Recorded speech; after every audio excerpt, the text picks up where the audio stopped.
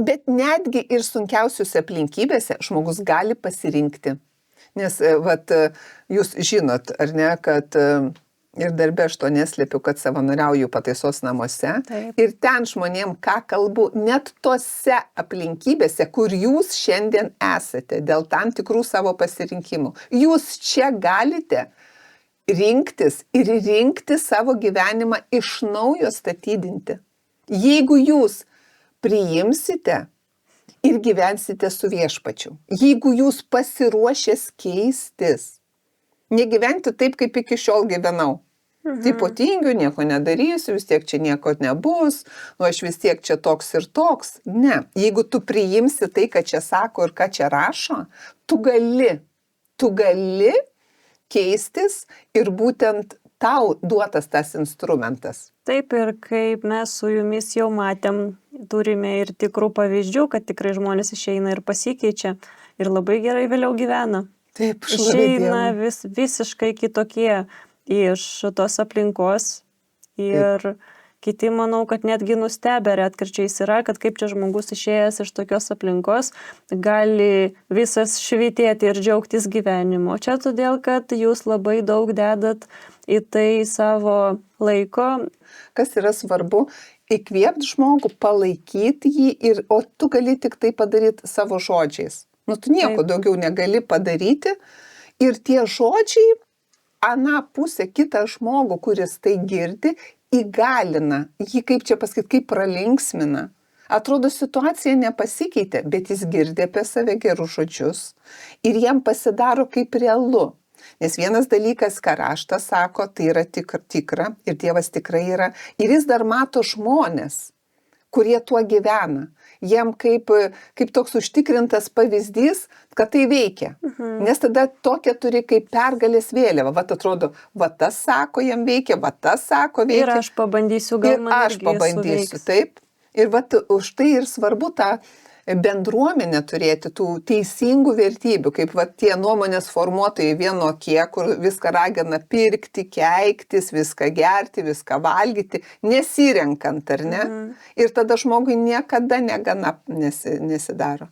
Bet yra ta kategorija žmonių kaip mes, kurie suprasdami, kaip svarbu žmogaus pasirinkimas visame kame, o būtent nuo mąstymo pasirinkimo priklauso visas žmogaus gyvenimas. Ir jis gali tai padaryti, tą mintį, kuri yra bloga, nerimo, abejonės ar dar kažkokios destrukcijos, jos, kaip čia pasakyti, su ja negyventi. Taip, ir svarbiausia yra, aš manau, įtakoti būtent jaunus žmonės, kad jie nuo jauno amžiaus pradėtų keistis ir teisingai tas mintis dėliotis, o nežiūrėtų tos blogerius ir influencerius, kurie tikrai labai prastą įtaką daro, nes jaunas žmogus prisižiūri jų ir vėliau galvoja, kad gyvenimo esmė yra ten viską pirkti ir daryti taip, kaip jie sako.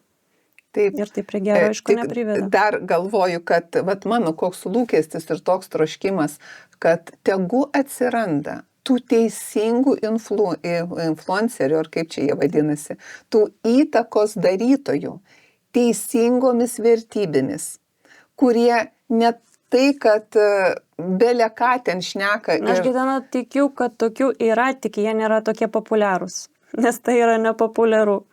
Tikėti Dievu. Aš kalbu apie tai iš savo pusės. Susiduri tu su tokia aplinka, kad jeigu tiki Dievu, tai atrodai kaip nevykėlis. Teisingai aš noriu pasakyti. Taip, tai aš šitą ir norėjau pasakyti. Kad tikėjimas Dievu tapo neaktualu ir nemadinga. Ir kaip jūs galvojat, kodėl taip yra? Čia tikriausiai per ilgą, kaip čia pasakyti, tai neatsitiko per vieną naktį ir per vieną dieną. Tai užtruko dešimtmečiais tikriausiai. Kai nėra vertybių šeimoj, mama ir tėvas apie tai nekalba ir jiem nesvarbu, močiutei tam su seneliu nesvarbu. Jeigu nuėjo į paprastą ten katalikų bažnyčią, kur irgi neaiškiai ir nesuprantamai kažką tik persižegnot ar dar kažką ten sakė pasakyti. Ir to gyvo asmens viešpaties netransliavo. Tai iš kur tam jaunuoliui galvoti, kad tai yra tiesa? Iš kur jam galvot, kad tai, kas Dievas, kuris yra nematomas, kuris gyvena savo žodžiuose, kuris gyvena kūrinyjui savo, kad jis tikrai yra ir dar tas paprastas žmogelis, kuris čia pasaulyje balamūtinasi, dar jis tam viešpačiui yra svarbus. Nu atrodys, nesąmonė, visiškas briedas. Bet va tame ir yra pagrindas, kad tas viešpats, tas Dievas, kuris yra nematomas, kad jis ir sutvėrė tą žmogų. Ir pradėti, jeigu ir tėvai to nemokė, ir seneliai to nemokė, ir to nežinojo, nepažinojo gyvoje Dievo, nesigėdint, ir aš tikrai labai tave pačią raginu, nesigėdint savo aplinkoj, savo teritorijoje, vis dažniau ir garsiau apie tai kalbėti, kad aš tikiu Dievu, kuris man padeda. Eis laikas ir žmonės stebės, kad ir jie nepritarė, kad ir jie vienaip ar kitaip tave pravardžiuoja. Taip, jie matys, kad tikėjimas keičia tavo gyvenimą. Tik gerą. Kad tu išlieki rami, kad tu nepergyveni, kad tu vis tiek prie jų nesitapatini. Taip? Ir kad tau perspektyvoj vis tiek sekasi. Nes supranti, čia yra Dievo pažadas. Jis sako, tikrai kas ieško Dievo karalystės, visa kita jam bus pridėta. Ir jeigu ta mintis, ne ta kokia ten nerimo baimės mintis, tau ištisai suksis galvoj, bet ta mintis, kad Dieve, tugi sakai, kad Dievą mylinčiam viskas išeina į gerą. O aš tave myliu viešpatie, tave vertinu, tave branginu, aš tavim tikiu. Ir tu kur eini, guliesi, keliesi, ar kur važiuoji, ar kur keliauji. Tau nuolat ta mintis, ačiū Dieve tau už tą, ačiū tau, dėkingumą tau ugdyti. Ir mokytis duoti tai, ką turi kitam. Ta nors trupinį gėrio dalintis su kitu. Priimti sprendimą, nuo pat ryto džiaugtis. Atrodo, nuo ko džiaugtis turėti darbą? Smulkiais dalykais reikia džiaugtis, taip, vien tik, kai tik atsikeli jau iš karto. Dėkoti už tai, kad tu jau atsikėlei šiandien. Tai čia didžiulė Dievo dovana iš ryto atsikelti ir dar toliau, kad tu gali gyventi žemėje. Šiandien gali gyventi, turi rankas, kojas, galvą ant pečių turi, tu gali toliau kurti. Įsivaizduoji, kokia tai jėga pačio viešpaties žmogui duota. Ta sąmoningumą ugdyti žmonėm. Ko tau liūdėti, jeigu tu rankas, kojas turi, tu galvą ant pečių turi, tau taip gerai sekasi. Taip, nes tu turi rankas, kojas, galvą, tu gali šiandien rinktis. Taip, gali pasirinkti. Ir va tą ugdyti žmonių sąmoningumą ir jaunimo sąmoningumą, kad viskas tavo rankose, tu gali pasiekti. Užsirašyk tikslą, ką tu nori šiandien pasiekti, ką tu nori šiandien gerą padaryti. Nors ką nors gerą šiandien, kad jeigu pradėti fiksuoti, ką šiandien aš padariau gerą. Nors trupinėlį kažkam, kad ir nuėjau kažkam padėjau, nuėjau kažkam sniegą nukasiau, nuėjau kažkam arbatos padariau, kur mūsų yra viena kolegė. Kai jinai kiekvieną rytą ateina į darbą, kiekvienam kolegai padaro arbatos ir kavos. Yra nuostabu. Ir visiems malonu ir gera. Visiems malonu, visi šypsosi. Ir atrodo taip, kad tokia smulkmena, bet visi vertina labai. Labai. Ir labai jos laukia visada. Taip, labai laukia. Ir jos talentas koks? Dalintis gerumu. Jinai ateina ir švyti kiekvienam padarydama arbatos ir kavos. Tai čia yra talentas, priimti sprendimą, džiaugtis šią dieną ir daryti nors mažiausiai žingsnelį, ką nors gerą. Bent jau to mokytis ir taip save disciplinuoti. Toliau mes su jumis turime dar aptarti vieną klausimą, kuris yra labai svarbus. Tai kodėl yra taip svarbu žmogui nagrinėti Bibliją ir iš jos mokytis? Ir nuo ko jam pradėti, nes iš tikrųjų aš ir pati, kai pradėjau nagrinėti Bibliją, aš ją skaičiau ir aš tai nieko nesuprasdavau, todėl aš važiuodavau pas jūs ir klausdavau, sakydavau, Gitana, paaiškinkit man šitą ir šitą, nes aš to nesuprantu. Tai vat kaip žmogui pradėti suprasti, kas ten parašyta? Aš galvoju, ką žmogui reikia pirmoje eilėje suprasti, kad Dievas tikrai yra, kad Kristus yra tikrai realus, kad bent jau tą turėt suvokimą. Ir vat nes žmonės kaip sužino per informaciją tam tikrą. Taip, vadinasi, tu su kažkuo daliniesi ir žmogui sakai, klausyk, tau reikia su Dievu susipažinti, tau reikia to ar to nusipirkti raštą. Teisingai tau ir uždavė gal kažkas klausimų, ką man tą raštą reikia pirkti. Ką aš ten jame suprasiu? Ką suprasi? Reikia sakyti, tu suprasi, nes ten yra parašyti žodžiai, kurie tave įkvėps, ves, kurie tau padės išstovėti ir praeiti gyvenimo kelią čia žemėje. Tau bus daug paprasčiau, nes ir tame rašte pats Dievas kalba su tavim. Jis kalba ten viską pasakęs apie save ir pasakęs apie tave. Ir tada ir toliau sakyt, nes ką Jėzus ir sakė, jūs pažinkite mane ir kai mane pažinsite, eikite ir tuo dalinkite su visais kitais. Tai vat, Justina, kuo aš džiaugiuosi, kad tu jau pati turi daugiau tos informacijos, to gyvo Dievo pažinimo. Ir tu dabar jau kitą ragini, nes tu žinai, kaip tai svarbu. Taip, ir aš žinau, kaip tai padeda sunkiais laikais. Taip, padeda, pavyzdžiui. Tai ir kita, tu nusipirksi, tipo kokiai draugai sakysi, raštą nusipirksi. Jeigu tau bus neaišku, aš tau paaiškinsiu. Jeigu aš nežinosiu, aš nukreipsiu tave pas tą nueiti, jis tau paaiškins. Arba tada galima šiais laikais pilna nusiųsti gero turinio, kur jinai pati klausydama išgirs tai, kas jai svarbu. Taip. Nes Viešpats kalba visais būdais ir tai daro per žmonės taip pat, per audio įrašus, per video įrašus. Šiais laikais tikrai gero tikėjimo turinio, Dievo pažinimo turinio tikrai yra kur ir kur atrasti. Tikrai, bet svarbu, kaip mes ir pradėjom kalbėti, kad tai svarbu žmogui suvokti, kad jam jau nusibodo.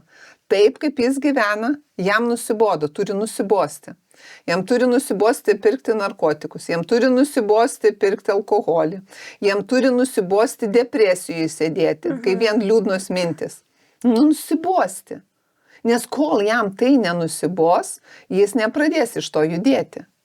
Taip, o mūsų kaip tikinčių pažįstančių Dievą dalis už tuos brangius žmonės, kuriuos ar draugus, ar pažįstamus, ar kaimynus, ar šeimos narius, kaip čia pasakyti, atnešti juos prie viešpatės, pas viešpatį. Ir kaip raštas ir moko. Nukreipti juos tinkamą linkmę, kaip pradėti keisti savo gyvenimą. Kaip pradėti jiem patiem keistis. Juos, kaip čia pasakyti, įkvepiant, bei už juos meldžiantis. Nes malda, kas yra, kai aš dėkoju Dievui ir meldžiuosi taip, kaip Dievas sako. Nes Dievas sako, jis nenori, kad nei vienas pražūtų. Nes Jėzus atėjo dėl to, kad į žemę atėjo, dėl to, kad kiekvienas, kuris tiki Dievą, kad išsigelbėtų. Tai reiškia, išsigelbėtų hebrajų kalboj, kad jo gyvenimas būtų atstatytas, kad jis išsilaisvintų. Svarbiausia, iš proto tvirtovės. Iš proto, nes jis nustos taip mąstyti, jis pradės rinktis kitas mintis, kas gera, kas teisinga, kas garbinga, kas ugdo jį patį ir klausytoją. Jam darysis lengviau ir jis norės sekti. Taip? Sekti, pavyzdžiui, kaip Justina elgiasi, ką Justina daro. Jis norės. Ir tegu tų sekėjų tavo gyvenimo kely, sekėjų, kurie ieško tikrų vertybių, kurie ieško gyvo Dievo pažinimo, tegu jų daugėja, tegu minios tūkstančiai renkasi. Ir aš tikiu, kad tai atsiranda. Ir kad tu pati savo gyvenimu liudiji.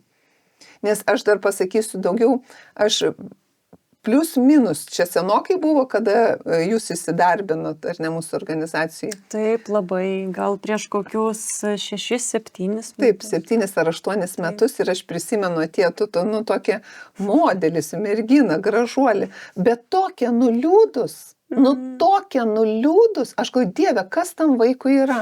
Ir galvoju, nepatogu lysti ir klausinėti dabar. Aš vėliau pati pas jūs atėjau, nes aš jaučiau to jūsų energetiką tokia gera, galvoju, reikia man pasikalbėti su to žmogumi. Taip, ir aš vat- prisimenu, jūs tada papasakojot, kad jūs vaikščiot pas psichologą ir taip toliau. Ir va Dievas įdėjo tą palankumą, tau įdėjo tą nuovoką, organizacijų mūsų daug žmonių, bet tu supratai, kad Taip. reikia eiti su Gitana, kažkaip tai su jie kalbėti, teisingai? Taip. O man buvo aišku, kad jaunas žmogus, į kodėl jis toks nuliūdęs?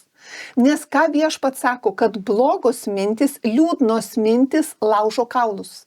Ir tas yra akivaizdu, matosi žmoguje, jis nieko nekalba. Taip, bet mes iš ir net tikrųjų- nekalbėjom, ant tavęs matėsi tiesiog. Matėsi, taip labai. Ir iš tikrųjų jau, kai tos mintis yra galvoje labai ilgą laiką, jas labai be galo sunku pašalinti. Bet jau, vat, kaip jūs ir sakėt, kai jau nusibosta mąstyti apie tą blogą, tai jau tada viskas.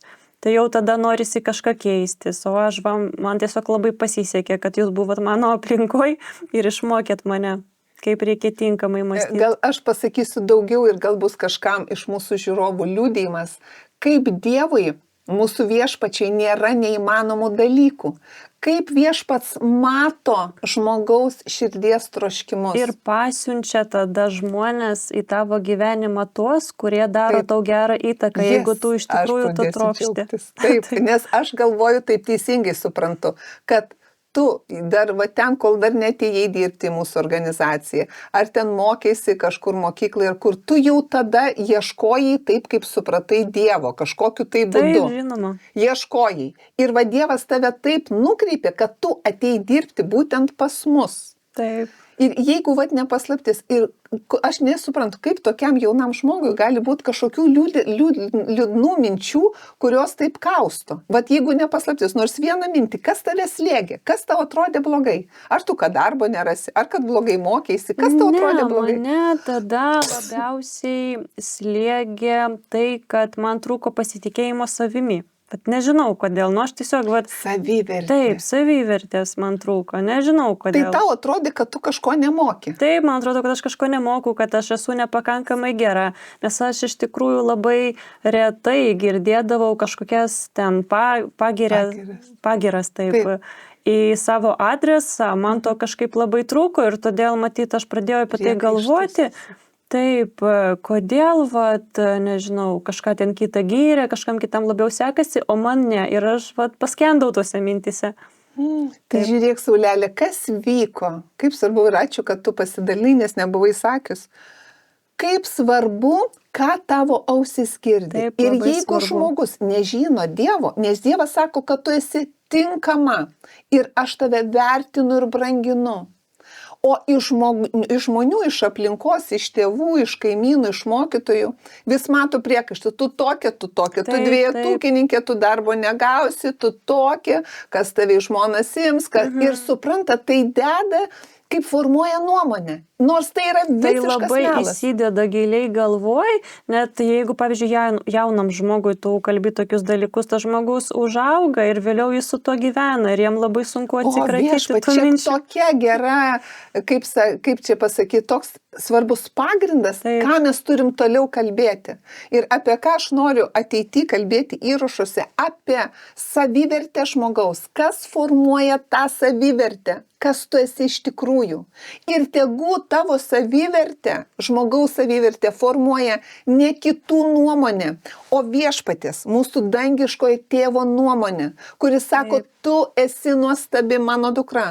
Tu esi nuostabus mano sūnus. Aš tavęs nesmerkiu, aš tave laikau ir palaikau, aš tau duodu naują šiandien dieną pasikeisti. Jeigu tu ir suklydai, jeigu ir nepadarai namų darbų, jeigu ir gavai dvejetą, jeigu galų gale ir tu išgėrei, prisigėrei ir grįžai namo prigėręs, nesmerkti ir neuiti visą savaitę, tu latras, tu toks, tu anoks, o kalbėti su pagarba ir meile, kad aš žinau, kad tu paslydai, ir žinau, kad tu tame netarpsti, aš žinau, kad tu keitiesi ir kad tu daugiau taip nesielgsi. Taip, ir turėsi iš ko pasimokyti. Taip, ir aš esu tas, kas tau padėsiu. Aš tau padėsiu.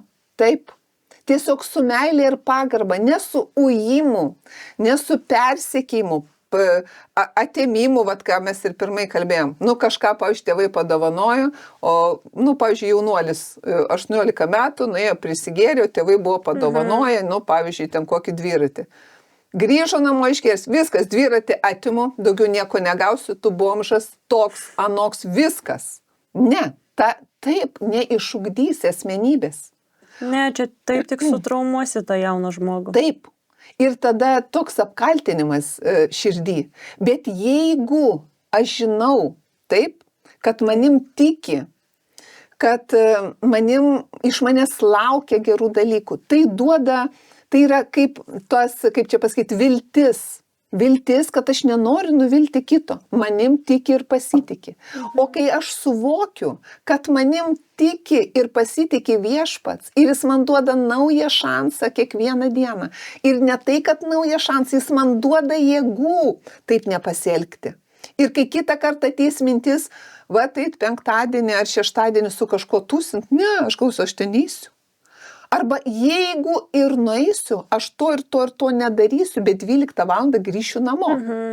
Aš kaip ir, jeigu tu jau išsiugdęs tą vertybę, tai reiškia, kad aš dažnai kalbu, reikia formuoti pasirinkimą, pasirinkimas formuos įprotį, o įprotis formuos tavo valią, kai jau tu turi tą valią ir susiformavus įpročius, tai tu gali nueiti, tu žinai, kad tau nepadarys įtakos būt kaip visiems.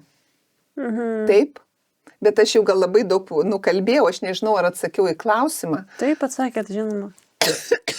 Būtent tą savivertę ugdyti, ne tai, ką žmogus sako, bet tam ir reikalingas Dievo pažinimas, kad Dievas nesmerkia žmogaus, kad jis vertina ir brangina. Ir jeigu žmogus suklydo, jis visada sako, aš tave laikau ir palaikau, grįžk atgal, grįžk. Labai geras pavyzdys sūnaus Palaidūno šventam rašte. Taip.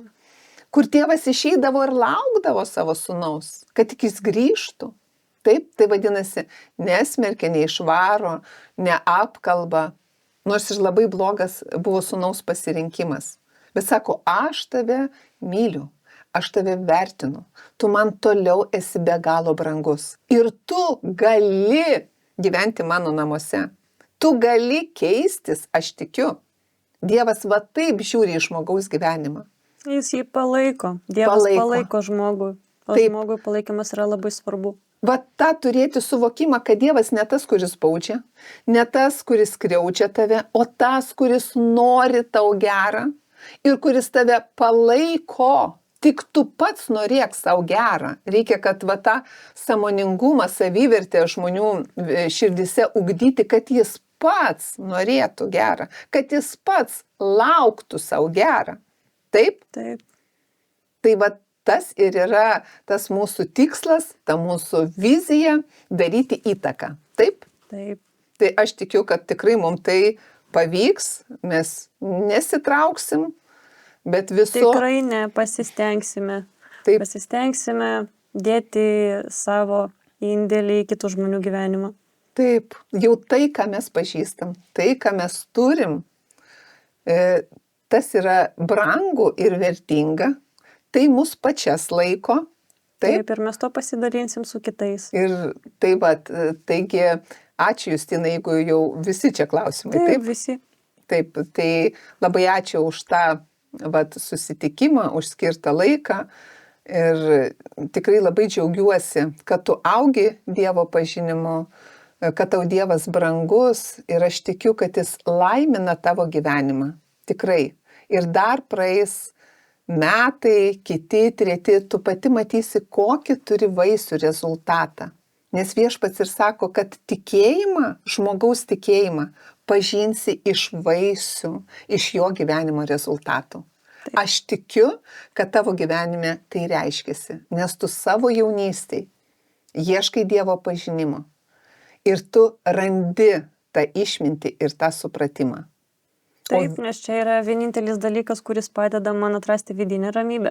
Taip, ir tu žinai, aš tikiu, kad tu jau tikrai tą įsitikinimą turi, kad tu tinkama ir kad tu esi tikrai vertybė ir kad tau gerai sekasi. Ir tikiu, kad iš šono vienokia ar kita nuomonė jau tau liūdesio nebeformuoja tavo viduj. Tai jau nebe. Bet jeigu dar ir kartais būna, aš jau tikiu, kad tu žinai, kaip tą liūdesį, kur jį uždaryti, į kokią dėžutę. Taip, į kur išmesti iš galvos savo. Bet ar išeina? Išeina, taip. Ačiū Dievui. Tai gerbiami Agapė Bonum žiūrovai, kitų tikėjimo laidų žiūrovai, mes jum pažadame, kad ir ateity, karts nuo karto, tikrai dalinsimės istorijom, gyvom žmonių istorijom, kaip tikėjimas, Dievo pažinimas, savo paties teisingi sprendimai ir transformacija keičia gyvenimą. Tai iki kitų susitikimų.